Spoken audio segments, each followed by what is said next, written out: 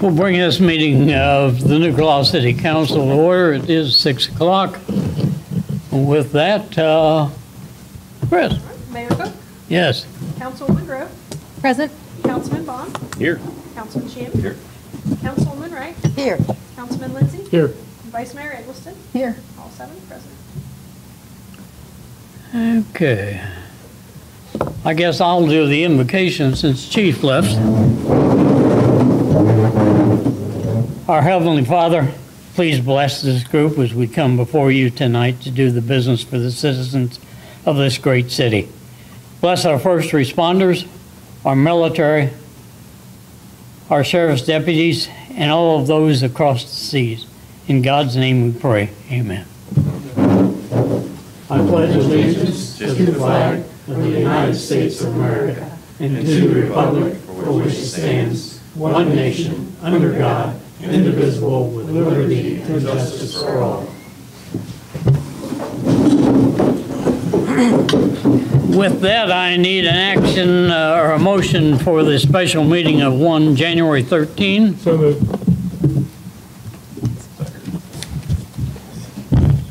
Councilwoman Wright? Yes. Councilman Lindsay? Yes. Vice Mayor Eggleston? Yes. Mayor Cook? Yes.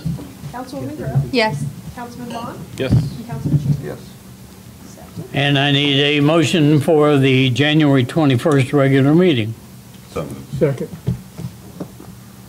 Vice Mayor Eggleston? Yes. Mayor Cook? Yes. Councilwoman Grove? Yes. Councilman Bond? Yes. Councilman Shammy? Yes. Councilwoman Wright? Yes. Councilman Lindsay? Yes. And with that, Sheriff, it's up to you. Congratulations Thank on you. your win, sir. Good evening. Thank you for having me. Just a quick overview of where we've been over the last 30 days. I took office on January 6th, and it's been drinking from a fire hose ever since. A lot of early mornings and late nights trying to get things squared away. But we're pushing forward. I've got a really good group that's in there with me right now. The biggest challenge we've had so far is trying to figure out the finances. We're trying to make sure we have that, but we are in the process of hiring. One of the things that we looked at real close and we knew was a problem was the overtime that we were spending throughout the county. Last year, Clark County Sheriff's Office spent $1.33 million in overtime, a little less than $1 million over our estimated budget of $358,000. So that's obviously a problem. The year before that, the Sheriff's Office spent $1.175 million in overtime. So we are hiring. I am hiring 4 right away. We are in the process of doing interviews. Now, a good portion of that is in the dispatch center, the 911 center, which has its own set of little issues that we need to work out. But, you know, probably about 70% of it's outside of dispatch. So we're going to take that. We're going to beef up our road patrol, where we see the vast majority of our overtime. And we're going to have the most robust road patrol that the Sheriff's Department's seen in the last 15 years. So we've got it set to where they're outside of what's in New Carlisle, Bethel Township, all the townships. We'll have 10 on each shift within our road patrol. Be set up in a position where we're going to have at least 4 people off before we hit an overtime situation. Our minimum staffing is going to remain at 4 throughout the county for our regular road patrol. So we're making some strides. We're already making some plans. We're a little over 30 days in, and we're looking forward to the future.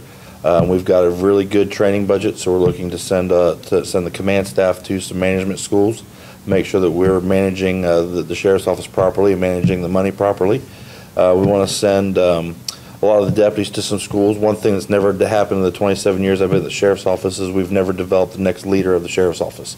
It's always been the fear of, oh, if I train you, you're going to come after my job. I don't believe in that. I think that if I train people to take my place, then we'll be in a better position. So we're going to train people who want to be the next leaders of this agency and this county. We're going to help them achieve those goals, and we're going to focus on training the future of the next generation that's coming up through here. So with that, I'm open to any questions you may have. Fortunately, I don't have a whole lot to report. We've only been in 30 days, so there's not been a whole lot going on other than us trying to get our feet underneath of us and trying to figure out where we are and where we're going. So I think we've got a good plan, but unfortunately just don't have a whole lot to report just yet.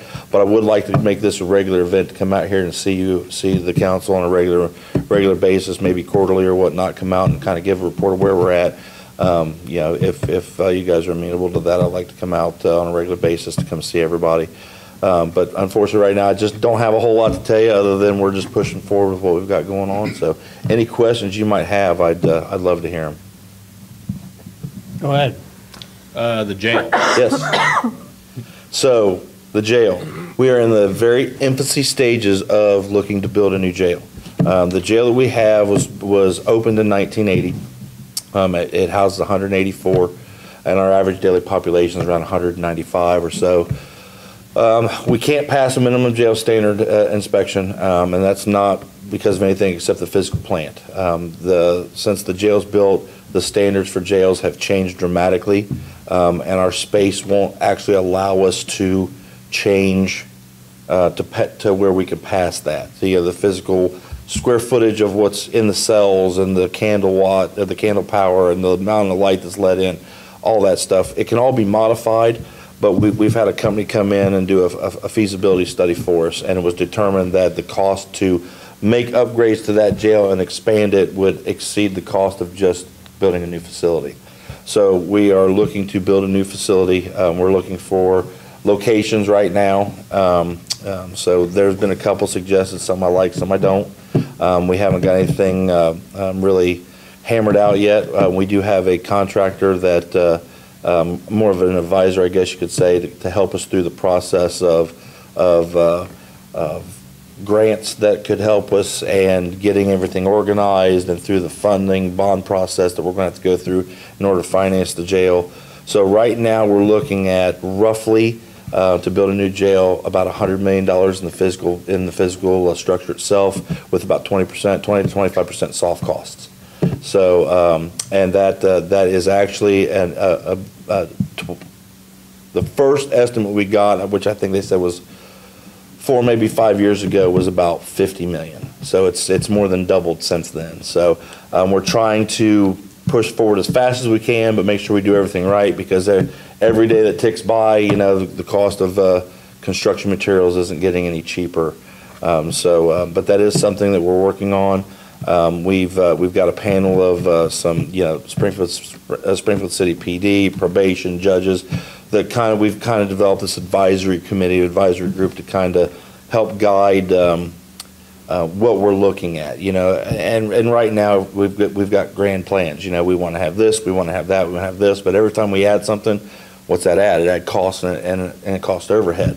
So we have to come up, this group is supposed to come up with kind of the game plan of where we're at, where we can manage the construction cost and the long-term, you know, cost of operating the facility, so we maintain within our budget.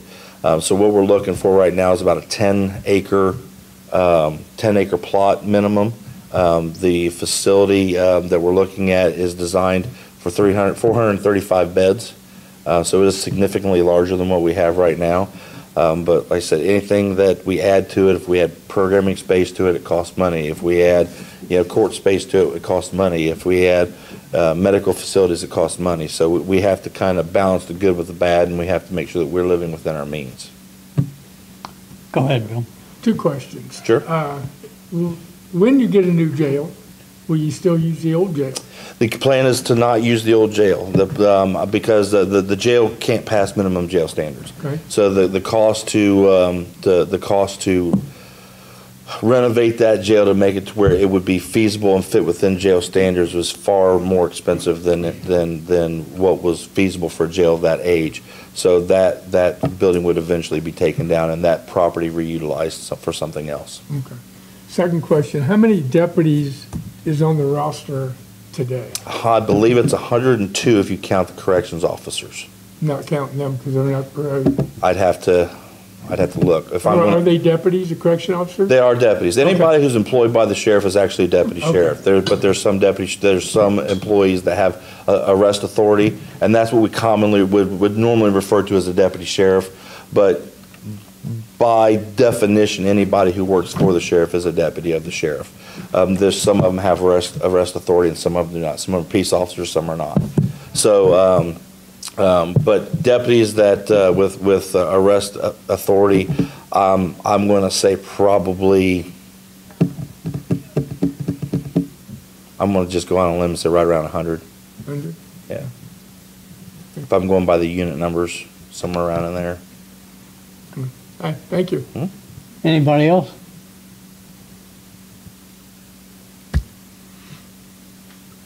Go ahead, sir. Can somebody in the audience ask you a question?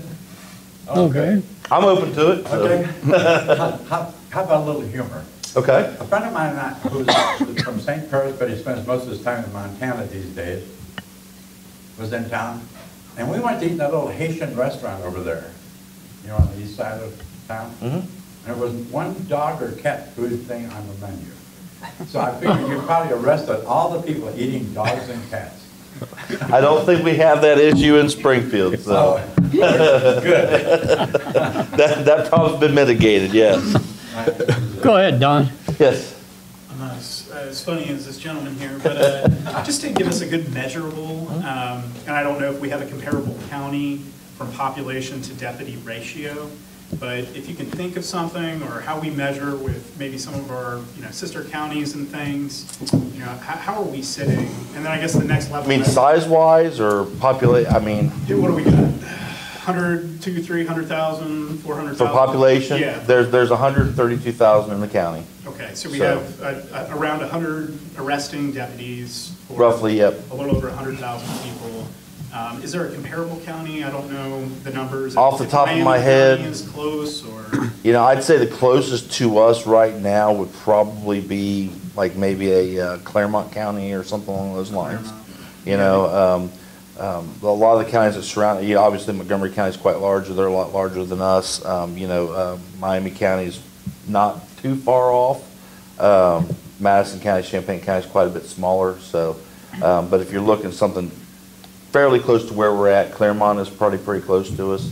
I'm sure there's a couple of them that are up north. We're kind of in the middle of the pack when it comes to size of sheriff's offices within the county when it comes to population, because that's generally how we're measured, is by the county population. We're kind of right in the middle. okay, so you would say it's fair to say that we have ratio from population to arresting deputies similar to comparable counties? Yeah. With similar Yeah. population sizes? Yes, I think so. Do you have a desired amount of deputies that you would like to see? Just to put a number on it, I really don't. I know that our 911 center sees a large volume of calls, the majority of those being inside Springfield City. To say that we need more deputies, we can always use more help. Let's just be honest, we can always use more help. But one thing that happened over the last several years was that there was a lot of deputies who were moved into the school systems, which is great. As school resource officers, that's a fantastic thing to have these deputies in the school resource officers. The problem was we weren't backfilling the general population, the general road patrol. So we're not down a lot, I would say. We're technically not down, I would say, any from where we have been. It's not like we're missing deputies. It's just they've been reassigned to other places. So it's created a deficit on a road patrol to where every time we have a shift, if we have two people who use their vacation time, which the contract allows, we're in an overtime situation. So instead of me paying straight time to the deputies, I'm paying somebody, at least one person, time and a half every shift. 365 days a year times 3. And that's just on the road patrol. Then similar things are happening in the jail, similar things are happening in dispatch. So I've got 3 divisions where I'm doing that in. And next thing you know, we're at $1.33 million in overtime. So we have to take immediate and drastic steps to do that. So if I'm spending $1 million in overtime, let's say, it would be perfectly feasible for me to hire 4 deputies at the tune of $600,000, just say, and save that $400,000 and create a situation where the overtime is not going to be so prominent. And what happens is when I have 10 on the shift and we're not hitting these guys with overtime day in and day out, and you get ordered in and you're constantly having to come to work, they perform better. They're not burnt out. They're not tired. They're not getting up going, man, I got to go into another 12 hours. This is the 3rd time this week I've been ordered in for 12 hours. So they're coming in. They're fresher. They want to go out and do self-initiated activity, more proactive law enforcement than reactive law enforcement, which is what I want to see. I want to see these guys out there doing the door knocks or the shaking the doors on third shift, checking for burglaries. Instead, right now, we're shorthanded to the point where they're just going to call. And so all they're doing is going out and taking reports. There's no proactive policing. There's no traffic enforcement. There's no patrolling the neighborhoods. There's nothing. So if I can get the population, if I can get the staffing on the general road patrol back to where it needs to be, and we can start putting these cops back in the neighborhoods and start having them make traffic stops and start having a new proactive policing, it's a safer environment for everybody in the county, which is what I want. Anyone else? I got one real quick. Go ahead. If I remember right, the resource officers, your solid waste district officers, ours, and other people contract. Yes. They all pay for the wages for them, right? That's The correct. council pays Yep. for those wages. Yep. Most people don't know that. Yep. You know, we all take care of the deputies we contract Yeah, with. the cities and villages, New Carlisle, Bethel Township, pay 100% for the deputies, down to the cruisers, the equipment they're wearing, and that's paid for by the government entity. The schools, it's an 80-20 because they're not there during the summer. So my general fund pays for 20% of them, the schools pay for 80%. Thank you. Thank you. One more. Go ahead, Bill. One more question. Sure. And as far as I'm concerned, you can leave. You said that the resource officers and stuff, that they came from the road and they wasn't backfilled. However, if a major catastrophe would happen in this county, all deputies on deck would be on the road, Yes. on the roll. Yeah. Yeah, if we had some sort of tragedy, if we had some sort of natural disaster, God forbid, something like that were to happen, you know, any deputy that's commissioned I could pull and utilize where we needed them. I mean, obviously, life safety and the safety of other officers come first and foremost. And if I have to pull deputies out of New Carlisle to South Charleston because we have a bad thing going on in there, and that's going to happen. Same way, if I have something bad going on in New Carlisle and I have to pull someone from Springfield Township out here, that's what's going to happen. We're going to address the issue, we're going to address the problem, because life safety and the safety of the deputies and safety of the public is paramount. Thank you. Thank you. Other than that, Sheriff, I think you've done a good job in the Thank you. explanation, and we look forward to the next visit.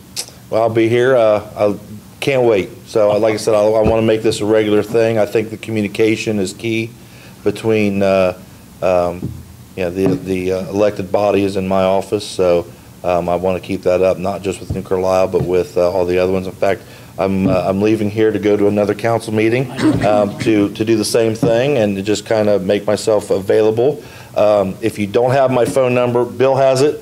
You guys are welcome to have, I think Howie's got it, so these guys should have it. So if you guys have anything, get my phone number. I'm available, if ask Bill, I'll answer. If my phone rings, I'll answer unless something's going on, and I normally will text you, say, I can't talk right now, I'll call you back later. So if you have anything that comes up, please call and let me know. So I have your permission, sir, to give your phone number out. It will be on the internet tonight. Did not know. To the council, Bill, to the council, all right?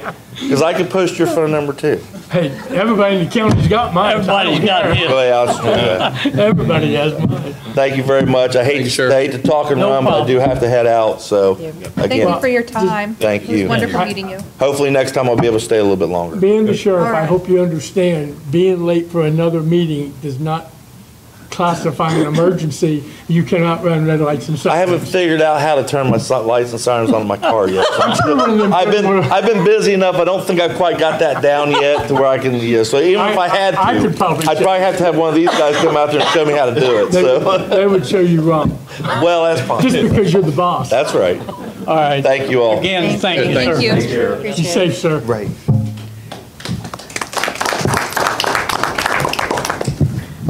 And with that, we'll go to the city manager's report. Well, thank you, Mayor, members of council, members of the public. We'll start off with departmental reports. Will be on Tuesday, February 18th, as Monday is a holiday. Down to B, informational items under your first bullet point, discussion topics, 2025 fireworks. The location is still, has been set to be Hensley's property again, as they've been set off at. I signed the contract today, got it back, and we will be ready to get that done. The other thing will be in the future, I'm already still looking, for 2026, is as development of these homes happen, can we make adjustments to, we're meeting federal guidelines for them, but they like to see a little extra room when places are occupied. Even though it's within their shooting range, you know, they don't want to have 10 homes right there with big families and parties going on and not be right at the legal minimum. So they try to help us out. Next intergovernmental meeting is March 31st here at Heritage Hall, beginning at 6 p.m. I do have an update. We will be catering that with some salad soups, which are creamy chicken and noodle, and then they're going to have like slider sandwiches, like ham and cheese, turkey and cheese, roast beef and cheese for the intergovernmental meeting. So we're all good with that. Then there'll be some cookies, water, lemonade, sweet tea, but I wanted to let you know that we have that all set up for the intergovernmental meeting. So council sheriff meet and greet. We did rent a facility. It's a newer facility downtown called the Bow and Arrow for April 26th, 11 a.m. to 2 p.m. The sheriff has committed. We are looking, I've contacted the sergeant. He's looking to try and get our deputies, you know, ones that can make it, possibly some resource officers and maybe DARE, along with council, to do a big event, because I think the downtown businesses are also going to try to do some stuff. So we got people shopping, people to come in and visit, and it's an event space, so it's open and stuff like that. So that is definite. The only thing we're finishing up on is the food items for that event. Firearm carry update. I did make some calls per council out to different insurance companies, and I also called the underwriter, as did our attorney, on some legal things. So we currently use USI to get PEP, which is Public Entities Pool. There's over 600 municipalities, villages, townships, health districts, any kind of government agency. There is then a couple other agencies that he made phone calls to, like City of Springfield isn't in this one, but some of the bigger cities get in some of the other pools. So he called two companies, two of the bigger ones. One was, and we were talking about cost because of the additional exposure. One was an absolute no, they won't even think about the policy. And the other one was basically, I wouldn't say you're out of your mind, but they said no. They won't write. They won't write a third party. They won't write an initial to do that. The city that is legal in the state of Ohio, I can't remember, is it New Lebanon or Lebanon? Lebanon. Lebanon. Yes, Lebanon. So I can't remember the name of the company. I got the initials, but they use a company that is general without the firearm insurance exposure. They are 25% higher than what we pay now. So without the firearm part of it is also. Our underwriter, like any other insurance company, you know, you're battling for, you know, to get other agencies over to you. So these two insurance companies are very big in the state of Ohio. And so that's what he told me on insurance. There is a third way, and that is basically what we have now, but then you go to, and I forgot the term, it's going to a company that is specialized to do specific things like, I'm just saying, like these fireworks companies. They're insured by specialty people, and they will write a policy for a very premium amount that covers all the ins and outs. So I don't know how, it didn't get in too in depth, but it was another whole way of doing that. So that is the information I got on the insurances. So is there any other information that I need to go back with or update for that? All right, I think all of council has got the memorandum from the attorney. And that one too. And I believe, as I read it, that we are, I guess the word is in the legislation, not authorized to carry arms. Oh, in that part, correct. Right. City employees and officials are part of our policy right now. So, based upon that, I think unless you change the legislation that we are under, I don't feel like it's, I don't want to say this, apropos to follow up on this. And give me some direction from the rest of you. Oh, Mayor, real quick, I forgot the last part. I had a little note. So the last part on the insurance side of it is the exposure, as they explained it. The minute legislation typically is passed on something this, as in what happened to Lebanon, they were pretty much sued right off the top. They did win, but I think that cost them $27,000 or more. That's where that cost to the insurance company has to defend the city with any lawsuit.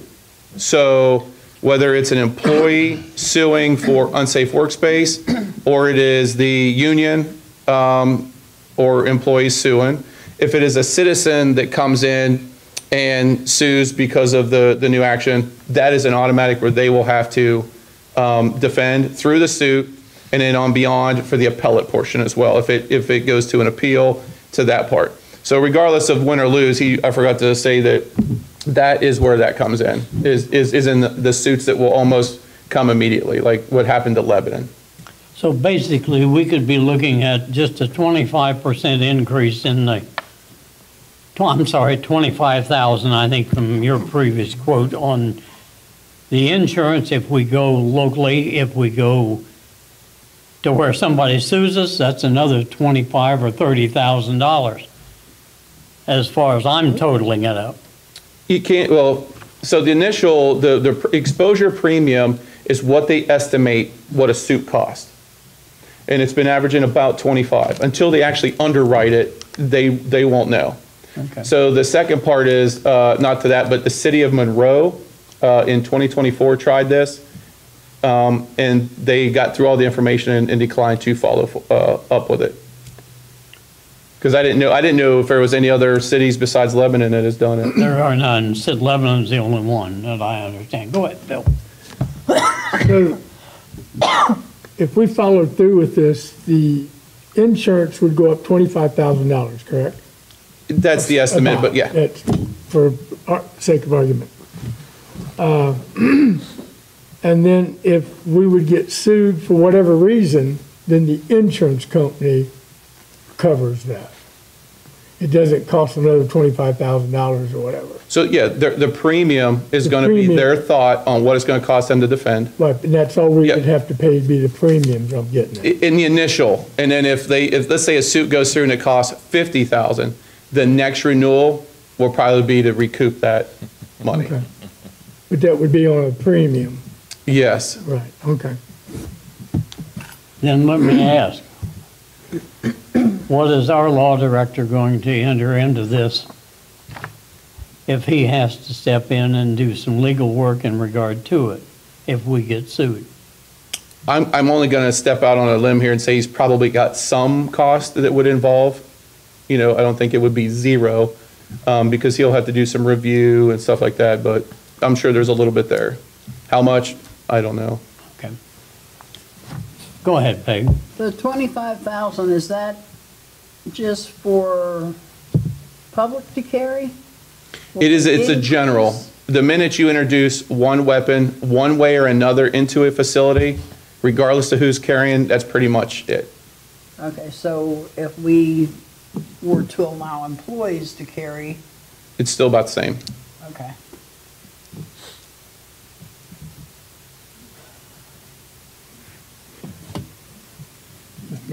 Go ahead, Bill. Following up on the vice mayor's comment, I wouldn't have a problem if the employees wanted to carry, because I know there's some employees that are very proficient with their firearms. So they've told me.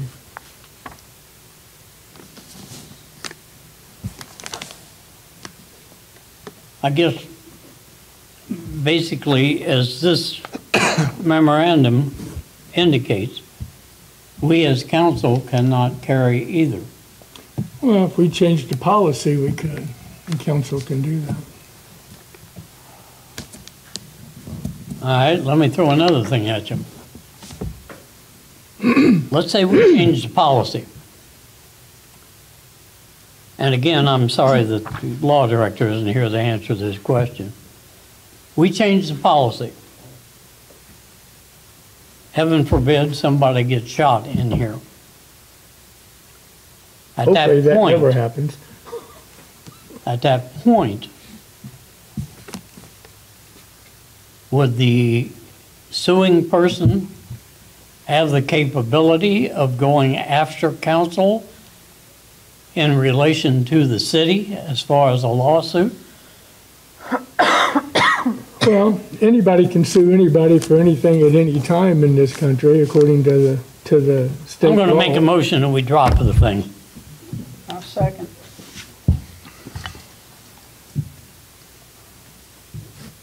A motion to drop the firearm Carrie? carry. Yes, ma'am. Mayor Cook, Yes. Councilwoman Grove, I would like more information from Jake. Councilman Bond, Yes. Councilman Shammy. No. Councilwoman Wright,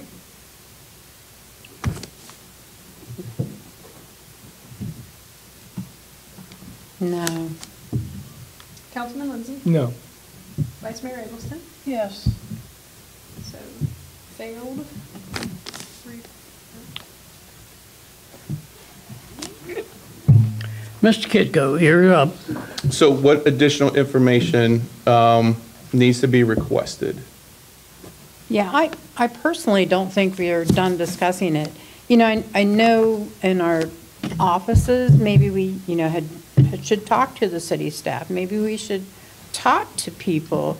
I don't want to just up and do this. I want to make sure that people feel safe and that people, I like having our sheriff officers here. I do, or whatever we call them, deputies, I'm sorry. But I like that. It makes me feel safe and comfortable. So, it's like for me, having a deputy here is all I need to feel safe, even though it may or may not help. But I don't think anything's going to happen personally. But I think we need to talk to our employees and maybe even some more citizens and stuff and see how they feel. I don't know. This is something I know enough about to make a judgment all by myself. I guess my concern is how much more of the legal attorneys are we going to spend out of the general fund on this? This has been around the horn now the second time. We've already got an opinion from him. Now, how much more do we folks want?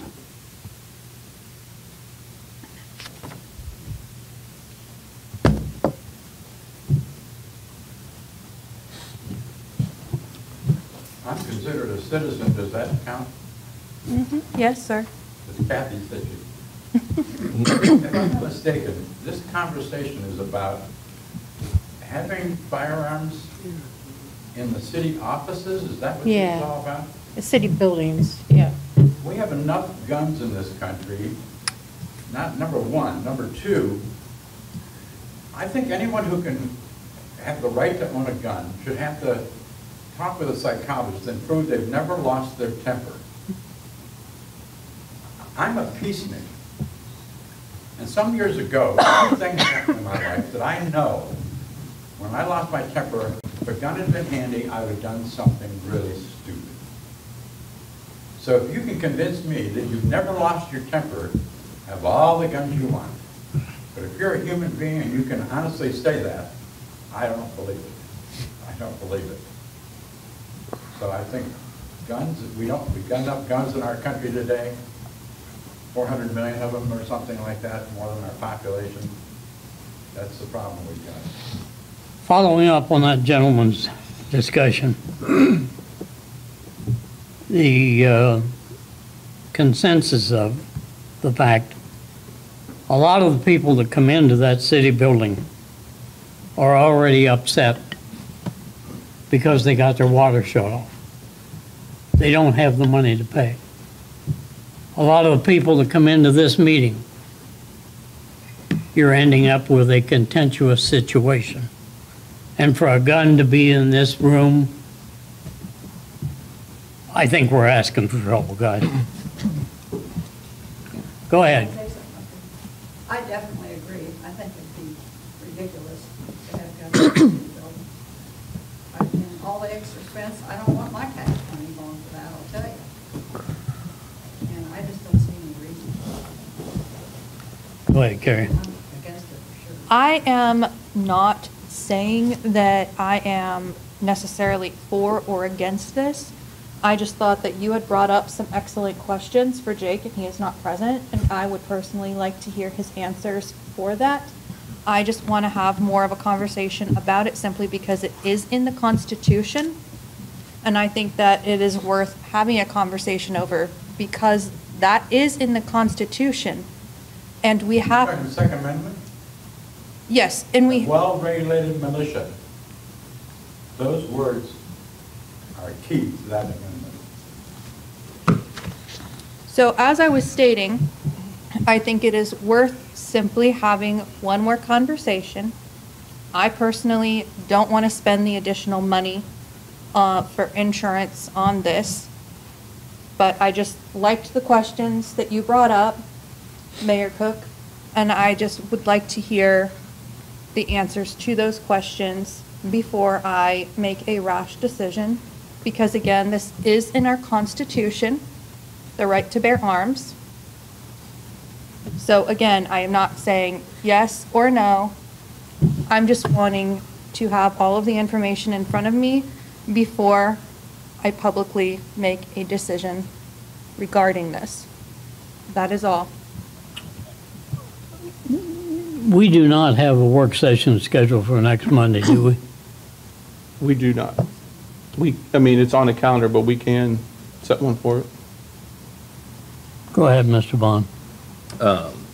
So, in my opinion, one, I'm a constitutional carry person. If you're legally allowed to own a firearm, I don't care if you carry it. But in my opinion, we have two things in play here. One is that policy that we have that would have to be changed, and then two, I personally am not comfortable spending $25,000 more of taxpayer money to allow them to do something that is already allowable in the Constitution. It's a reality. It's going to cost us that money. So until we can find a workaround to not cost more money to the citizens, I guess I'm kind of a wait on that issue. I just don't feel comfortable spending extra money.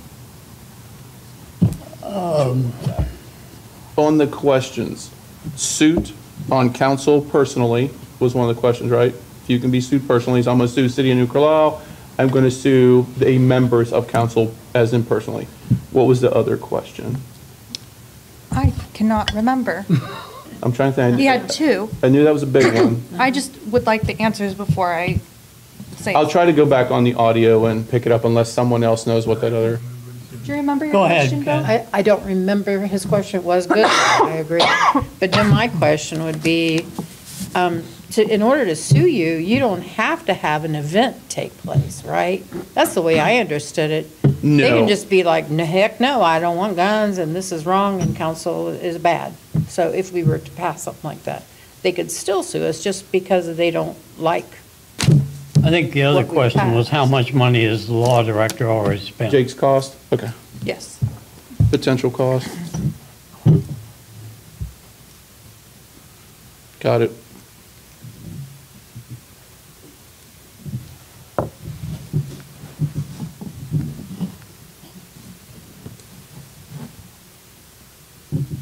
And I would just like to reiterate my statements from our last meeting that I don't think that guns should be allowed in the city building. We have had employees come forward saying they do not want them, and I would really, really like to respect them and their wishes. They deserve to have a safe place to work and feel safe. If that is what makes them feel safe, I want that for them. This is just me looking for additional information before I say a solid yes or no. Go ahead, Ken. I will add one more thing. And the city building ladies, they don't want them there, and that's great. But maybe talk to some of these other guys out on the street, out in the roads. You know, they got the roads closed. People get mad, and they might feel safer if they were to carry. I mean, it's not just about this building, it's about everybody. I would just like to know how our employees would feel, or if they just, like, I don't want Johnny to have a gun, or, you know, I just want an idea of how they would feel. And I'm not privy to talk to them, so. We can put it out there. I mean, they're more than welcome to we can find out some basic information. Sure. But, you know, their probably their portion would be to come to a meeting. And I think sometimes they, in these early discussions, like she came, would more people come if they knew there was an ordinance being drafted? That's where you'll probably get it. I think in the initial discussions, but I will talk with my superintendents and just state that, hey, this is in probably about the middle discussion. They're about to finalize their discussion. And if anybody has anything to say, you know, come to the next council meeting. Right. If you so desire, or shoot that council member, well, they have to do it from their, or privately send them an email via their own computer or something that way, or make their own personal phone call. Okay. Mr. Kitco, would it be apropos to ask the union to give us a declaratory judgment on this? I'll ask Mr. Coleman and Pete from ASME Union 8 down in Dayton. I think that would speak highly for the employees. The firefighters won't be carrying. Okay. What was that, sir? I said my firefighters will not be carrying. All right. Okay. Let's see. Employees union.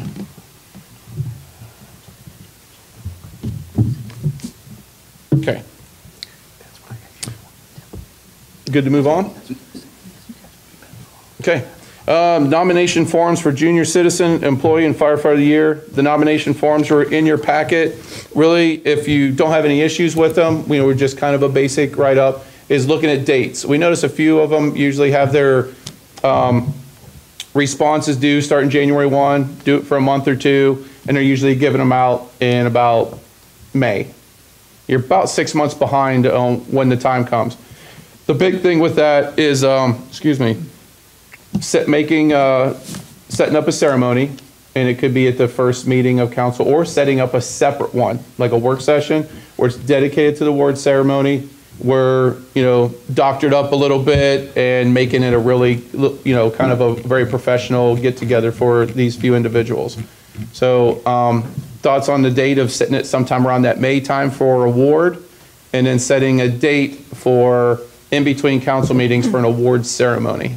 That way there's no, public business. It's dedicated to them, and there'll be refreshments. And then I talked to the Heritage of Flight a little bit, and they would then add on to give them some notoriety at their event. Sound fine? Go ahead, Bill. So you want to do this coming May? Well, we're trying to figure that out. If we get these out real quick, it'd probably be a little faster one. But then we would be doing 2025s in May of 26. So we know we at least got that one. It's how fast we want to push, or maybe do 2024s and try to expedite them a little bit. The applications, or the, whatever you call them, nominating forms, look good to me. I don't have a problem with them, and if you think you can get it by May and council don't object, then go for it. We'll see what we can do. Do you need a motion for that? I'll just finish it up and I'll schedule with everyone. Go ahead, Peg. I've gotten quite a few phone calls from citizens who they believe that employee and firefighter of the year should be done through the city, and are upset that you can only get a citizen of the year if you're under the age of 18.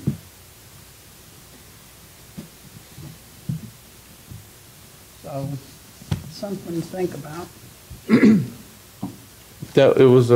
Sorry, go ahead. Go ahead. I kind of agree with the vice mayor that the employee and the firefighter of the year probably should be nominated from within the city employees and the fire department instead of the community nominating them. I don't know how many people in the community has interaction with fire department, unless they need a medic or the house is on fire. Yeah, it says under the eligibility for employee of the year nomination form, nominee must be, Nominee must be a current employee. So I guess it really doesn't spell out who could nominate that employee. The problem that I foresee, So a citizen could nominate the employee if they want to, if they had good interaction with one of them. By it, yes, right now it would be, so the eligibility. Trying this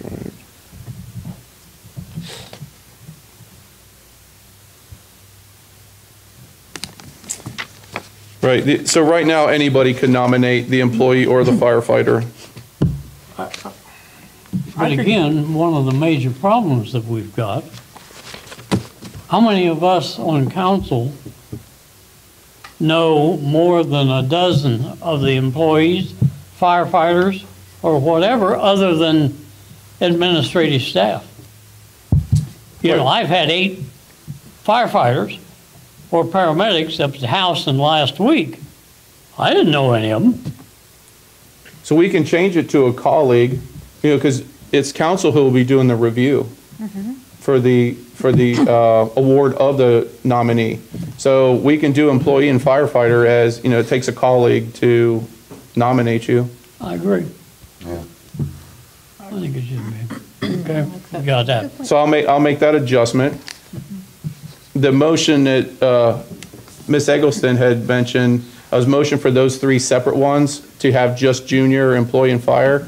So if there's something else that would change before we keep moving on, then that's what I'm with right now. Do you want a motion on that? I just know she had mentioned something about an employee, Right. or not employee, citizen over the age of 18, correct? Yeah. So it'd be a discussion of council, just because I have a motion for just these 3 right now. From the couple meetings ago. I think for the one that's coming up, we should just stick with these 3. Because as we discussed when we was coming up with this, or doing this, that we don't need a bunch of various titles, I guess you would call it, in the, to do. So maybe next year for 25, maybe later on in the year we can add one or something. But I think for now, I think you're going to have enough to do with that. Go ahead, Carrie Ann. So the firefighter and employee of the year is going to go through the city through colleagues, correct? Am I getting that correct?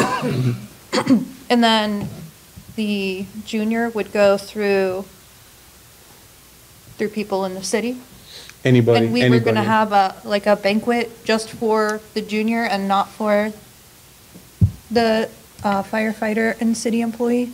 Because that would that be separate? Most of the ones we saw do an award ceremony with all of them there at the same time.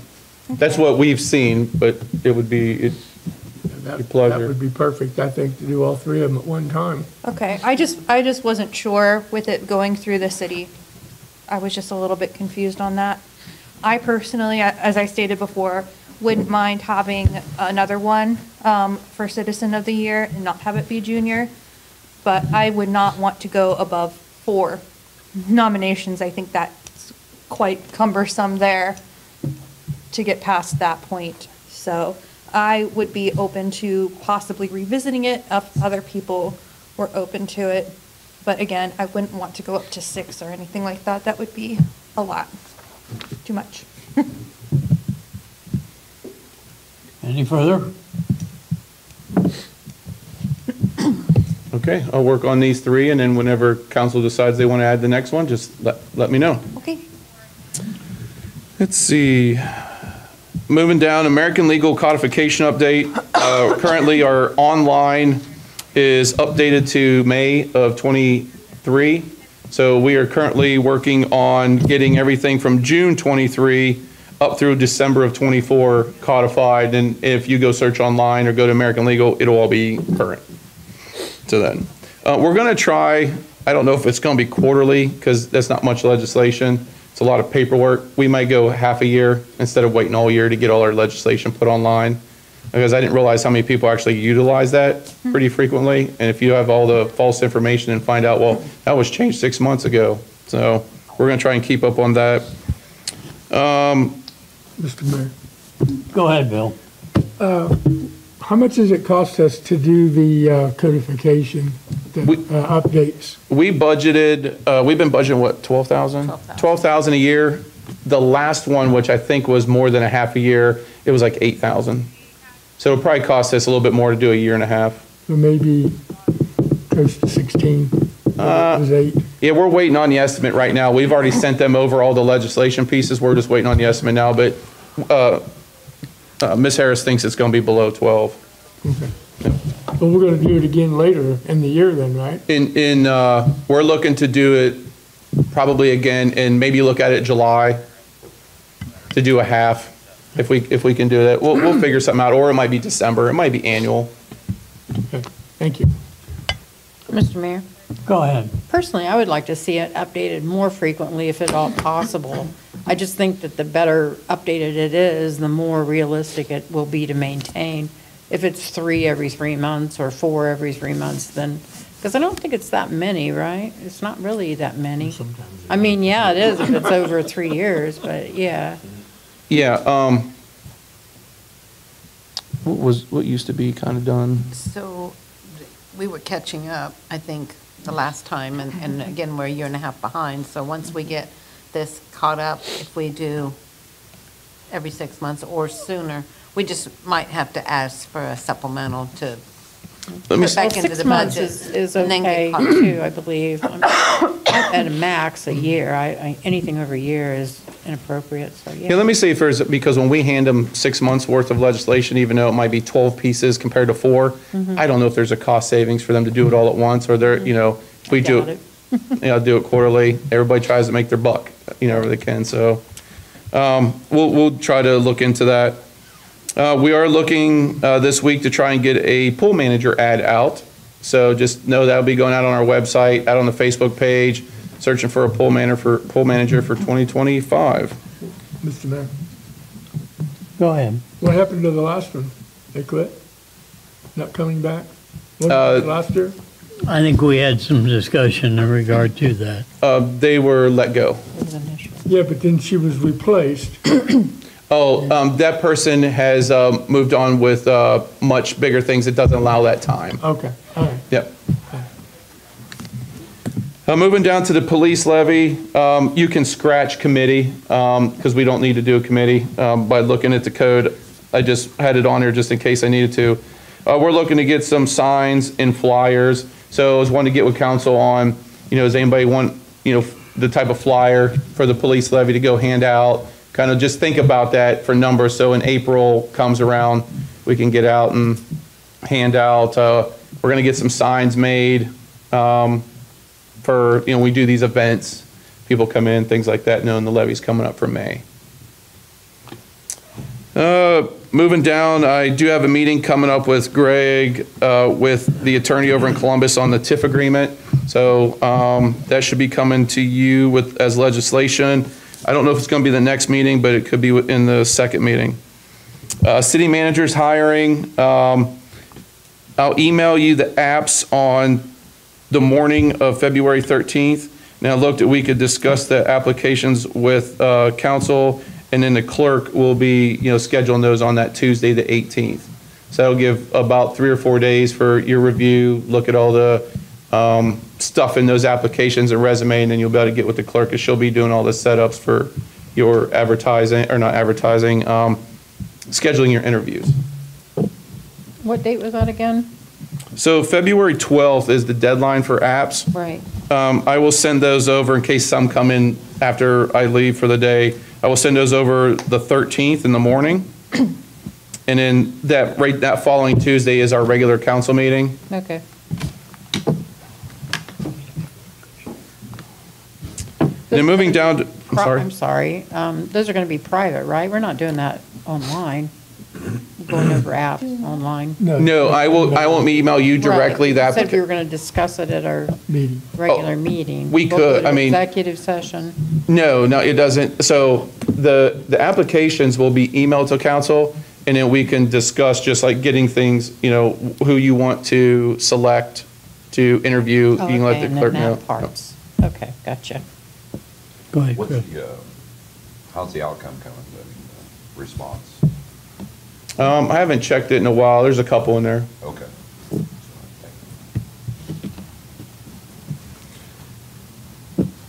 All right, moving down to boards and commissions handbook. So in your packet was the boards and commissions.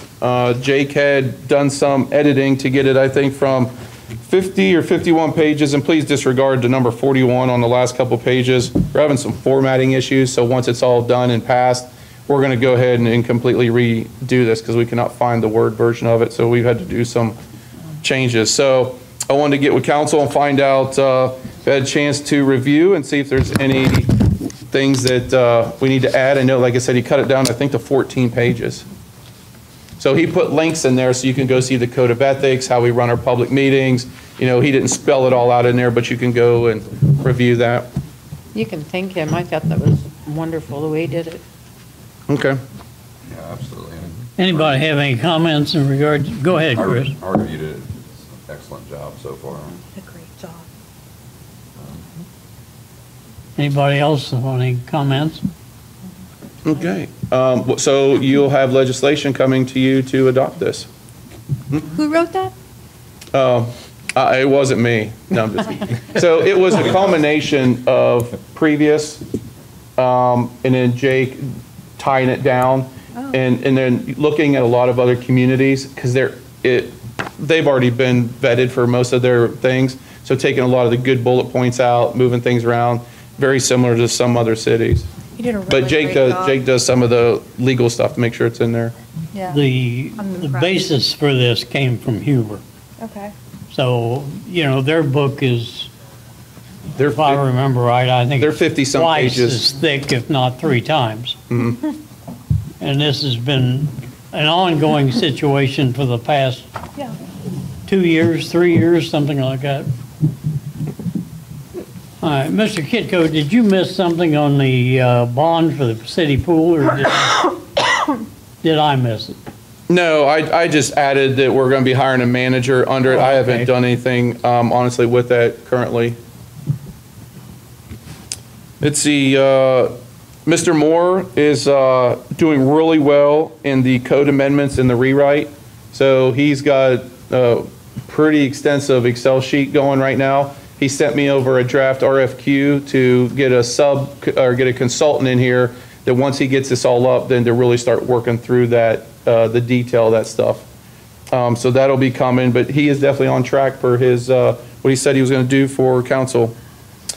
Upcoming legislation, columbarium, we are currently reviewing the structure plans, the foundation plans and everything, and then once we get that tied up to a specific dollar amount, I'll do a letter of intent, and then I'll get the ordinance to council.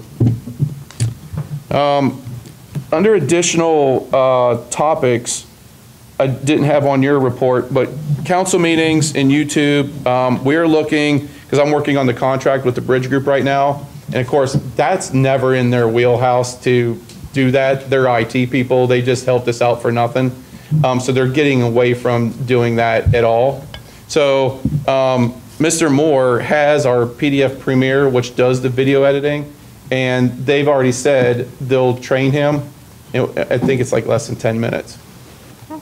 For the most part, unless it's a super long one. To get it, it's more processing that video to get it to YouTube. That's the part that takes the longest. So some of that stuff, when you are processing, some computers run super slow during that upload portion. So, and that doesn't matter if fiber, whatever, it's processing, they're rendering that video. So I wanted to find out that running the camera like we do right now, if that is still going to be fine, we're still going to put it on YouTube, we're just going to do it in-house and try to leave it with that. I have no problem with that. If Mr. Moore can do it, I would say let him do it. Yeah. That would be on city time, correct? Yeah. All right, I've got several items here that I'd like to go over. Is it pertaining to this part? I got one more item. Oh, go ahead. Last item is, and it was brought up to me, so yes, we are going to repave our ditch lines in this water main project. However, I just found out from an Oops 811 meeting that CenterPoint Energy is coming through to replace probably in 2026, if not into 2027, their main gas lines in the old section of town. So I will not be doing any full width resurfacing because I am not putting all that pavement into them coming to put another ditch line in. Yeah. So just know, I might put something out once I'm confirmed with their schedule. I know they've already done some surveying. It takes them like a year to get their things ready. So I'm gonna probably get a letter out to at least those immediate citizens at some point when our job's done and stating what you see is done. We're paving, it's all asphalt, but a full width resurfacing could take some time until AES is, or Center Point is out. And that is all I have. Going along with that, I want to thank the Vice Mayor for her help on Saturday's situation downtown. Kathy also, thanks for coming down and helping out. We had an excellent meeting down there Saturday. A lot of good information came through there, a lot of good questions, a lot of good discussion. Some of the things that were approached was the fact that with these streets, would we be smart in possibly trying to put away, let's say, I think the number was mentioned, about $100,000 per year in order to get us back to where we need to be when this digging is all done. And Mr. Kitco and I had just a discussion a few minutes ago when we discussed about the gas coming in. So he's going to probably get together some estimates on what it will take as far as money to possibly put these streets back into shape with a complete overlay, and you said a mill and fill and coat. So, you know, that's one thing.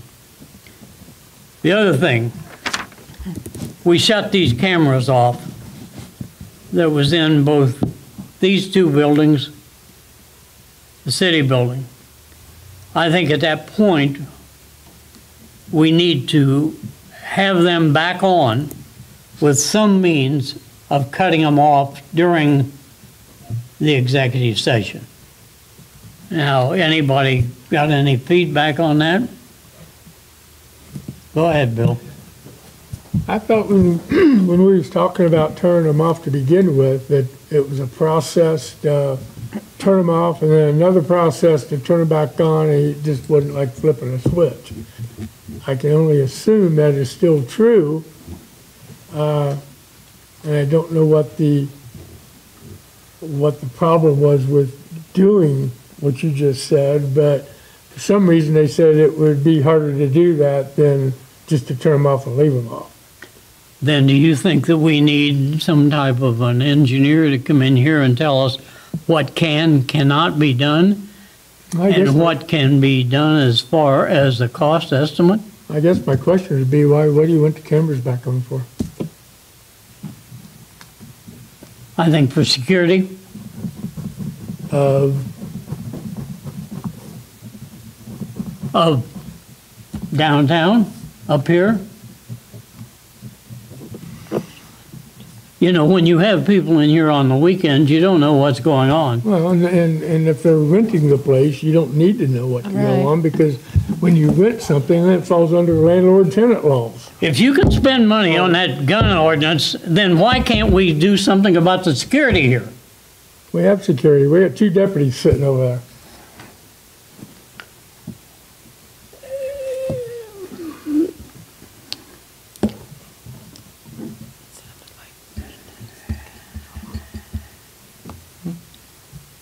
I need a motion for adjournment. So moved. Mr. Cook, I was not done. I had some stuff I wanted to bring up. Go ahead. Do you want to quit? Go ahead. All right. One of the things we did talk about was doing the Easter egg hunt, and that if we get the commission thing going and I can get some volunteers, there may be time we can get an Easter egg hunt going. The cost would be around $400, just a quick little Easter egg hunt, nothing special. But I would like the opportunity to try to get that to happen, but I cannot guarantee I can get that to happen because there's not that much time left. But I would like council to say go ahead, or no, let's wait till next year. That's kind of what I was wanting to do. And before you adjourn, can you ask, is anybody from the public would like to comment on something? We haven't finished all We of haven't this. finished our meeting. We still have ordinance to vote on tonight. Yes. I know. So I suppose. So I guess to Kathy's question, does council have a problem with her going forward with, you said $400? Probably maybe? about $400. If she can get it together? Simple, very simple, if I can get it together. I personally think it's a lovely idea. It's something for the community, for the kids, something that gathers people, and I think we really need that, especially in this day and age.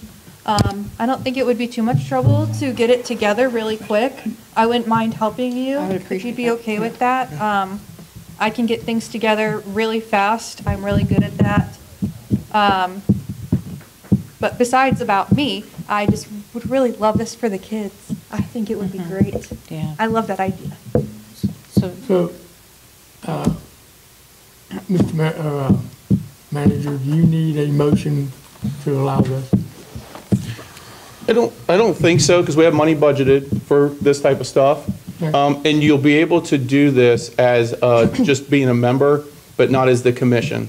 You initially said, Okay, yeah, because yeah. they can't form until after we did the handbook Yeah, I pass. figured that, but. I But yeah, thought you we can would do it that on, not- yeah, just know you're doing it as by yourself or just two people. That's definitely not an issue. And And I, that's- yeah. if you get all the information, you got your estimates of what you think it will be, you can send it over to me, and you can copy Ms. Harrison on it, and then she'll be able to take that estimate and open up a purchase order requisition. Okay. All right, and I had actually two more things I want to talk about, but maybe we should get back into the order of what we were doing.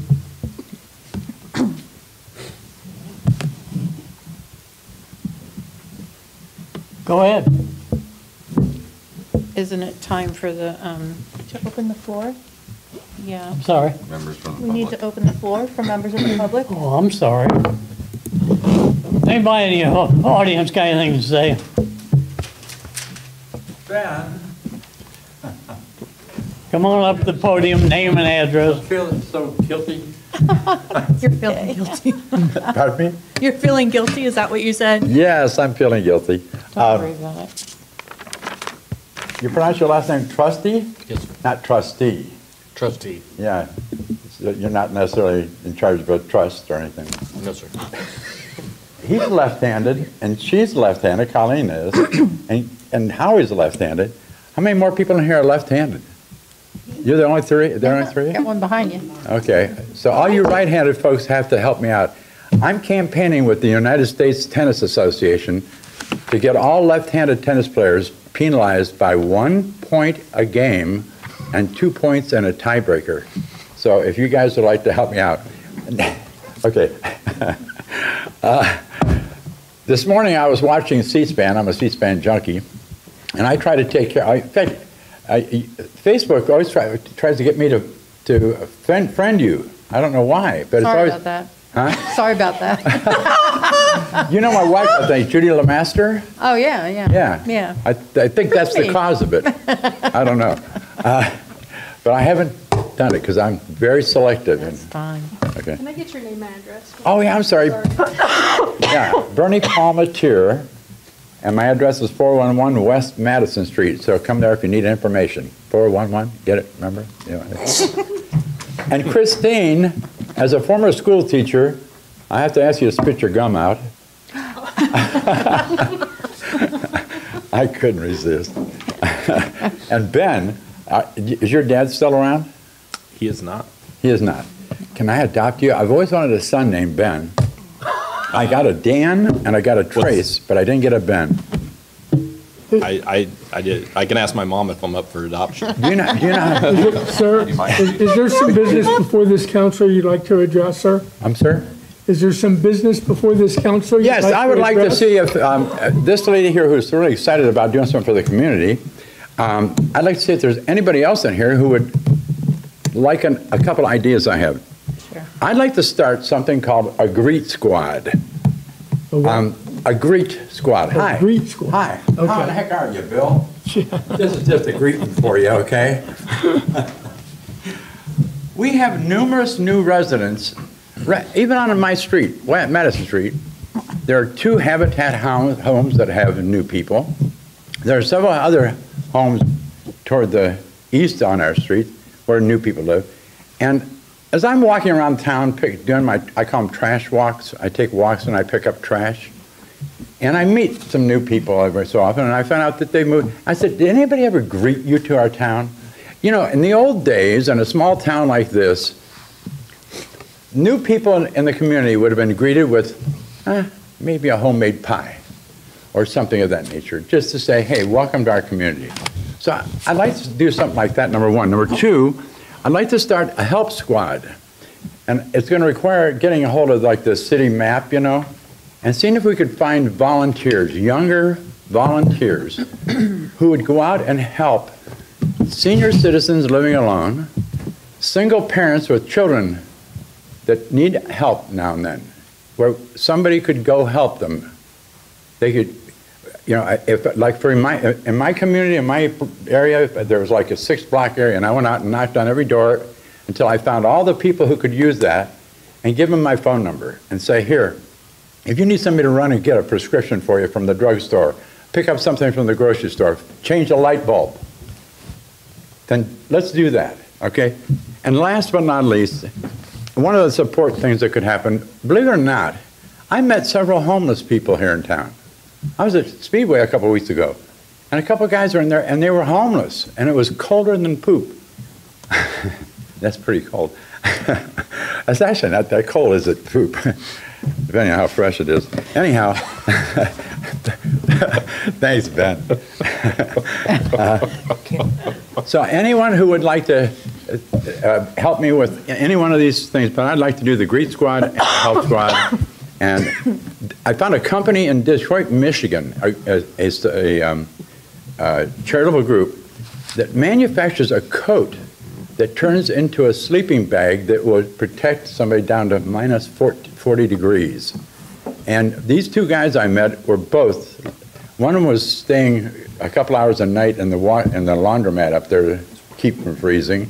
I forget where they said there was their tent set up, but I don't know if there are more homeless people in town or not, I don't know, but something where we could help those folks too. So anybody would like to do something with that Greet thing or the Help Squad, let me know. But I'm going to try to come up and get a copy of the map or something, if you have something like that up there, where I could actually divide the city up into little areas.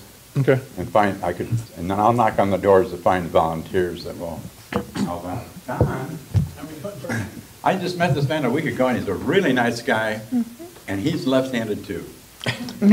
Bernie, following up on your thought, at that meeting on Saturday, we had a discussion about the fact that we've got 7 churches in the area and the possibility of getting those 7 churches together in order to follow up with your idea of helping each other out. This city used to be known as neighbors helping neighbors. Yeah.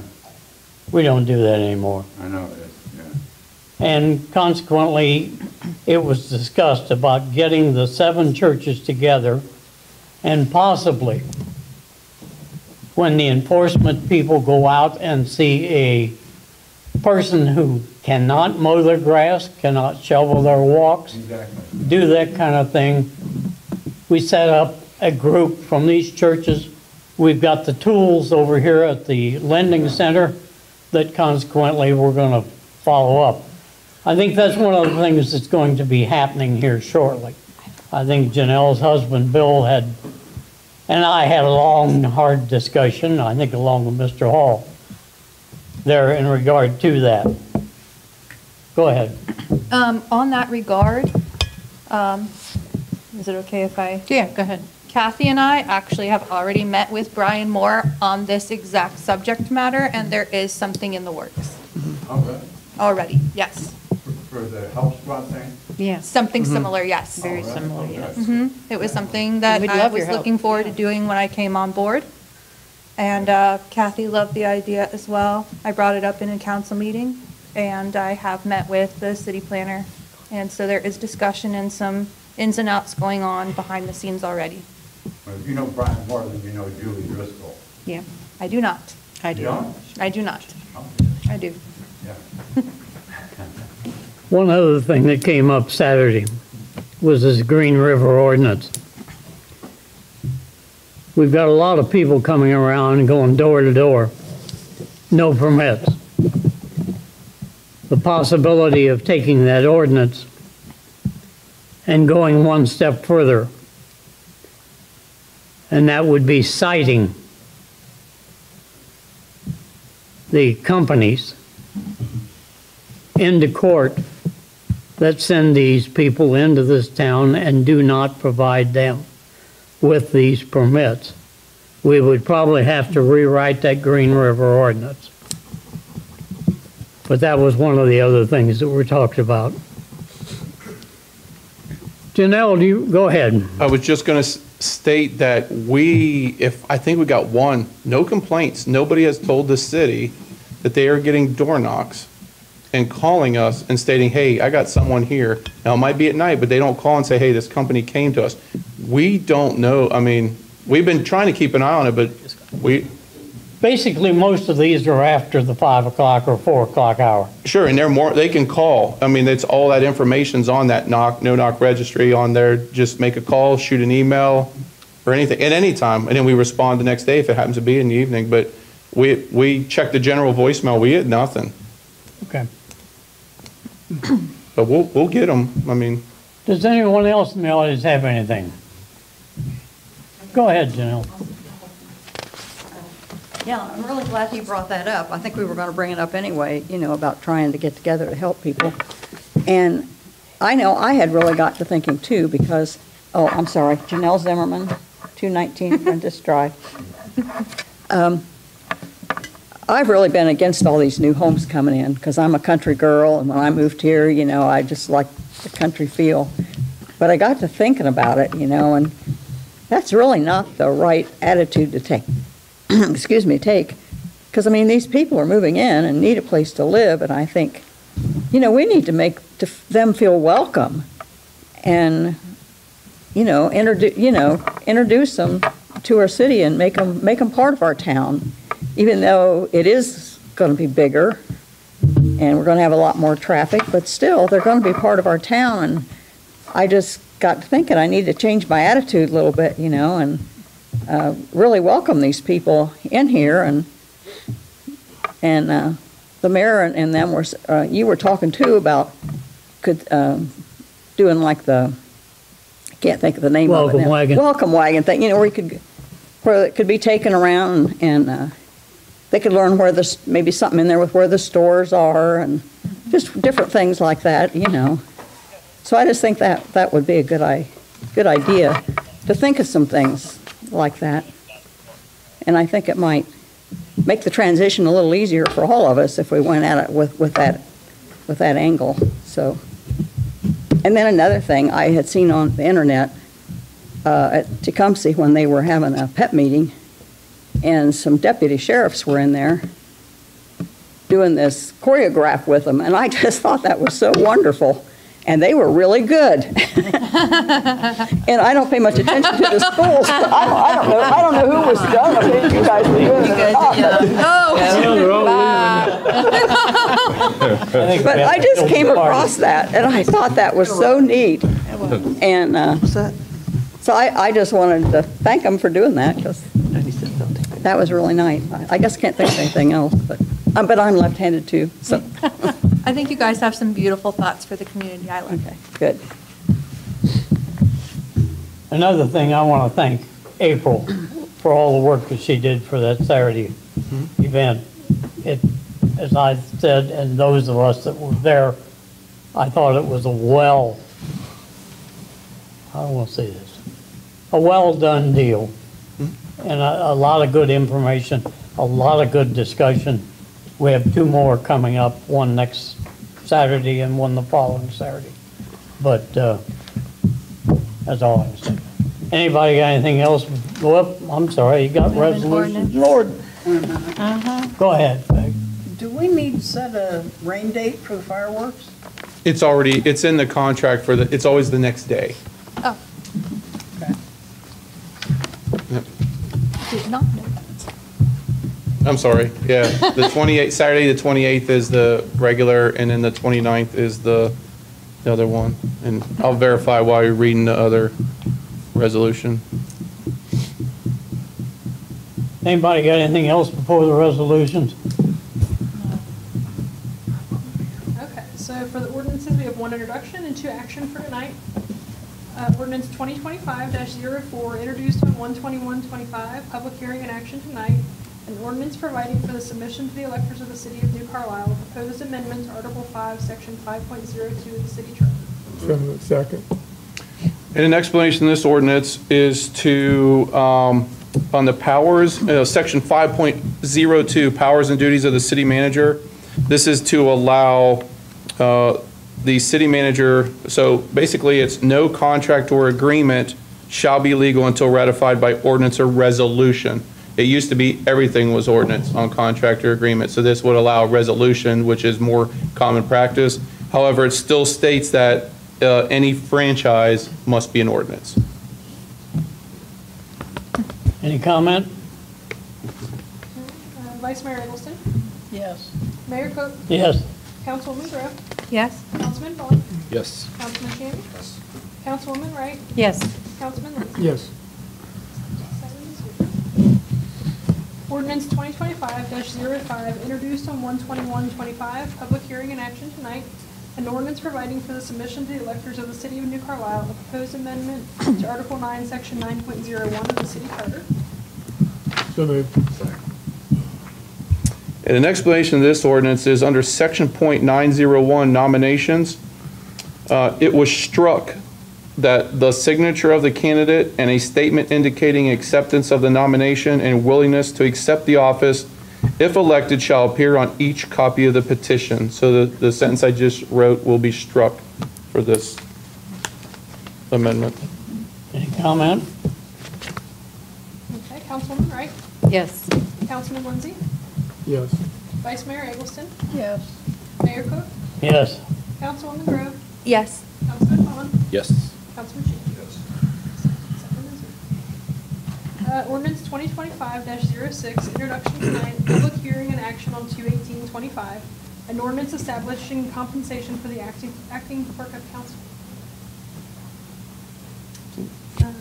So then other business, city business, downtown cookie walk on 2/8/25 from 12 p.m. to 4 p.m. for city council at 101 South Main Street. Valentine's Candy Walk on 2/15/25 from 12 p.m. to 4 p.m. at 101 South Main Street. The city offices will be closed on 2/17/25 to observe President's Day. And now open discussion for any other business. Go ahead. So I confirmed the postponement date is June 29th, that Sunday night for fireworks. Thank you. Anybody have anything else? Go ahead, Kathy. Okay, I had a couple more things still, and the one is I would like a decent restaurant in our town with a decent drink or whatever. And I think we're never going to get that until the decent restaurant, until they can serve us a drink. So I really think that we need to bring this up before the citizens and let them vote on whether or not they just want to undry us, even though we're not dry, basically. We're called damp or moist right now because we sell alcohol. I know. It was like horrible, horrible reading. I'm serious. It really said that. But I want to be wet. I want us to be able to buy, actually even manufacture. So there's 3 different things. You can buy it in stores or sell it in stores. You can buy it at restaurants or bars. We need to talk about bars and changing that around maybe. And then the other was even you can distribute it or manufacture it. So there's 3 different areas, and I know nothing about this. I did look up and find out as much as I could, but I think it's time for New Carlisle to move ahead, to get a decent restaurant, maybe a little family club or bar of some sort, but with some strict planning board rules to go with that.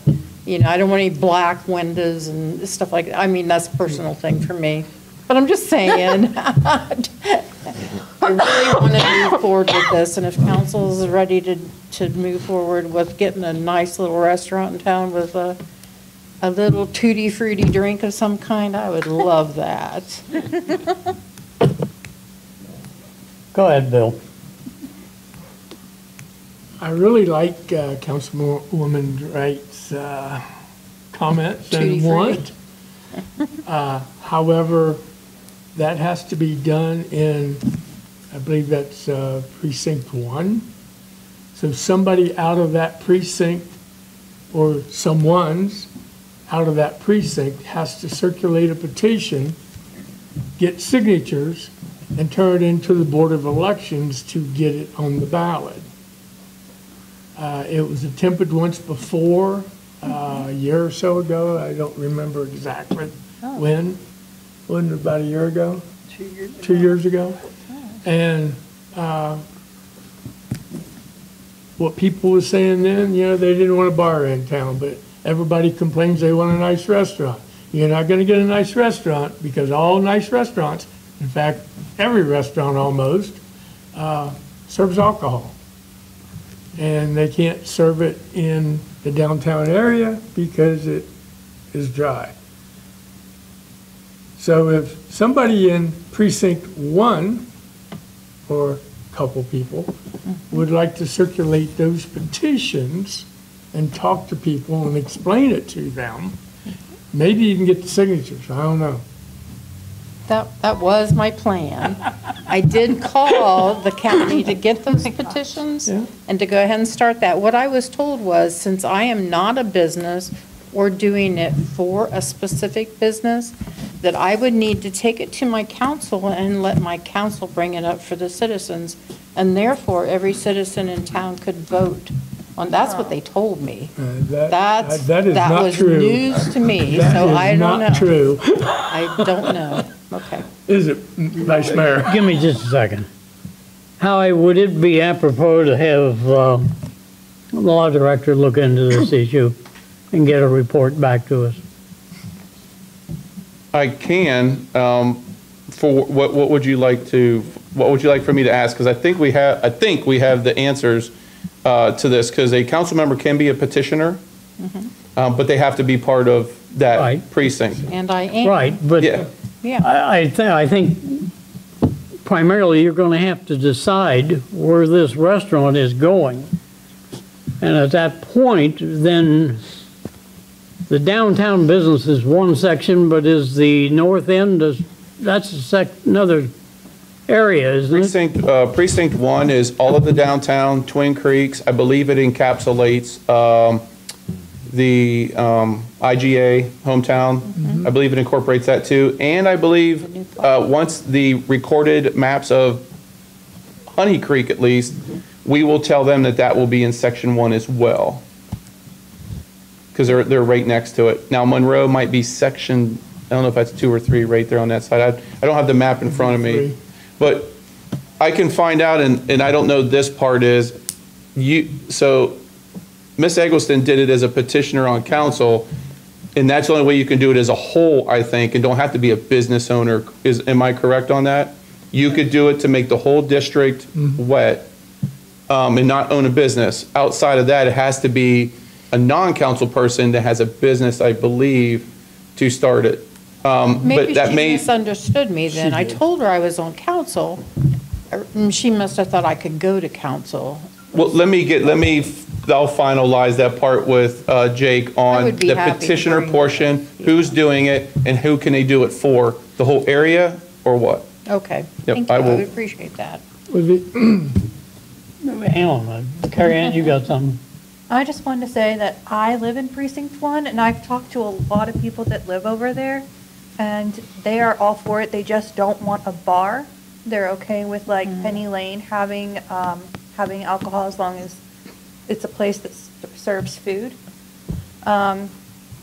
So I do live over there, and I've talked to a lot of people that live in Precinct 1. I was never asked to sign a petition, and I would have had I been asked, but I was not. So I just wanted to put that out there, that there are constituents in Precinct 1 that I have talked to, several, who are for it. Go ahead. I know the petition has to be done by people, since somebody on council's doing it. Only Precinct 1 gets to vote on it, is my understanding of the law. Yes. And only people in Precinct 1 can sign that petition. If somebody outside of the precinct signs it, I'm not sure if you just lose that signature, or if you lose the whole petition. See, if you're going to do this, you have to be very careful who signs it and pull a Precinct 1 walking list from the Board of Elections. And last time, did we make a motion to do that or not? Or just, it's just a consensus? That I was doing it. Okay. So my opinion is Councilwoman Wright and Councilwoman Grow wants to do this. I say have at it. If anyone else in Precinct 1 wants to assist them, that would be awesome on your part. We know one. I'm just looking at it. There's a couple. Kathy, you got anything more? Yeah, there was one more thing I wanted to bring up for council, and it's more of an opinion on my part.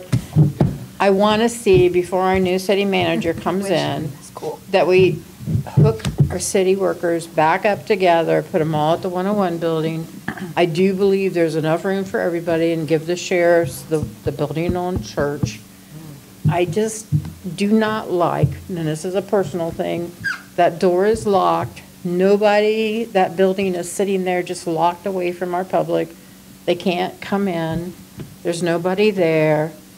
It's just confusing to have our staff in one building and these staff in the other building.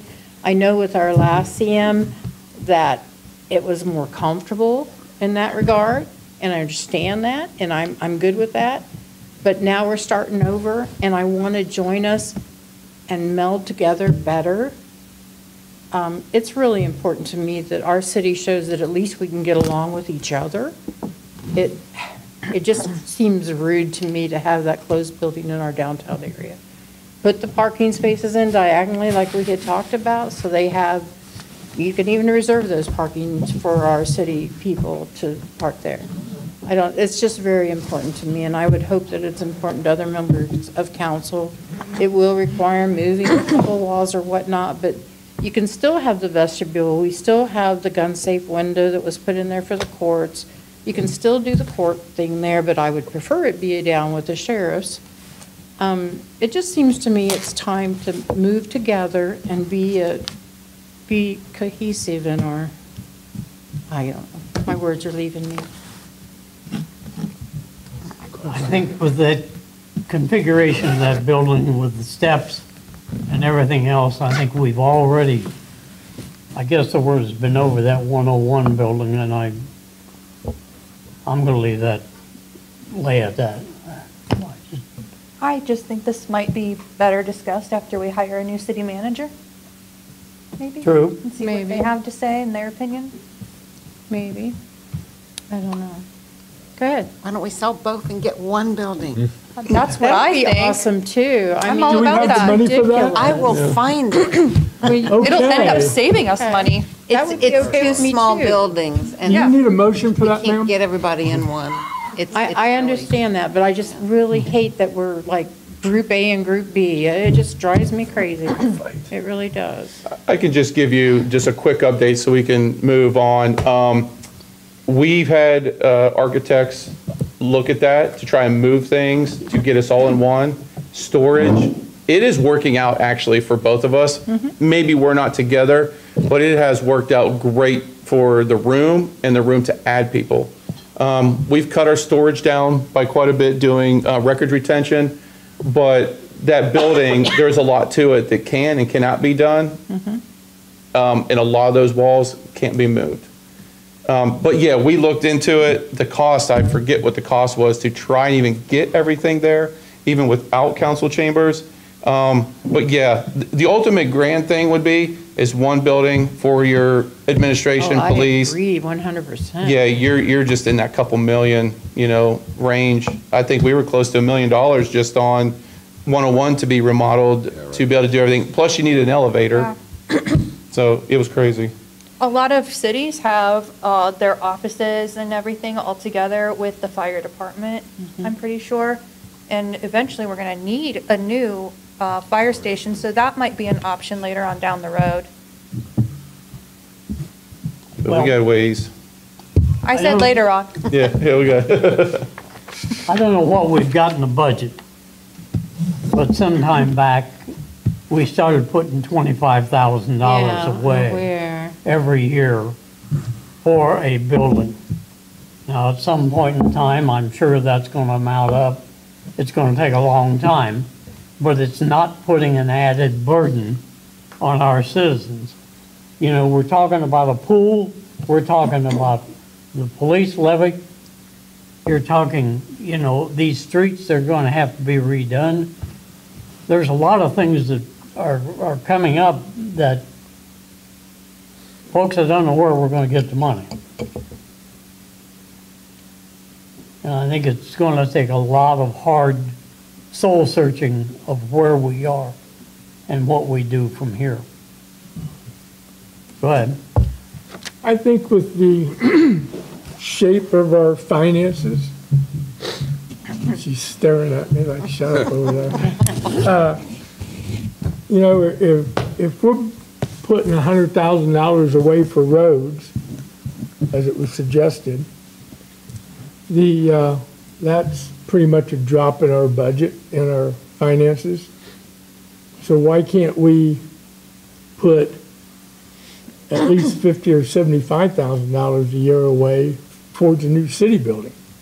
And it still would not kill the finances that drastically. It would lower, we'd have to maybe cut some spending somewhere. I don't know where. We'd have to look at that. But I think if we could bank that money, especially $100,000 a year for roads, and once it might take 20 years to get all of our roads done, along with the grants that Mr. Kitco gets religiously every year for us, that maybe in 20 years, all of our roads would be in great shape and we'll still bank in $100,000 or possibly more by then for road improvement. The joint fire department, police department, and city offices, that will be up to the voters. Just like the pool will be up to the voters. The fire levy, the police levy's coming up. The police levy, no doubt in my mind that will pass. People in this town are smart enough to know we need police protection. They're also smart enough to know we need fire protection. Those two levies, if either one of them would ever fail in this town, I'd be shocked. And I think we should start saving money for those two items. You'll have the opportunity in next budget session. Mm-hmm. Does anybody have anything else? No. Move to adjourn. Wait, Jan did. I have a question. Sure. Does anybody know if Dollar Tree is actually coming? We roll out. I hear they are. I hear they are. I did too. Council's adjourned. We didn't take a vote. Councilman Oh, Wright, excuse me. Yes. Councilman Lindsay, Yes. Vice Mayor Eggleston, Yes. Mayor Cook, Yes. Councilwoman Grove, Yes. Councilman Bond, Yes. Councilman Shan. Yes.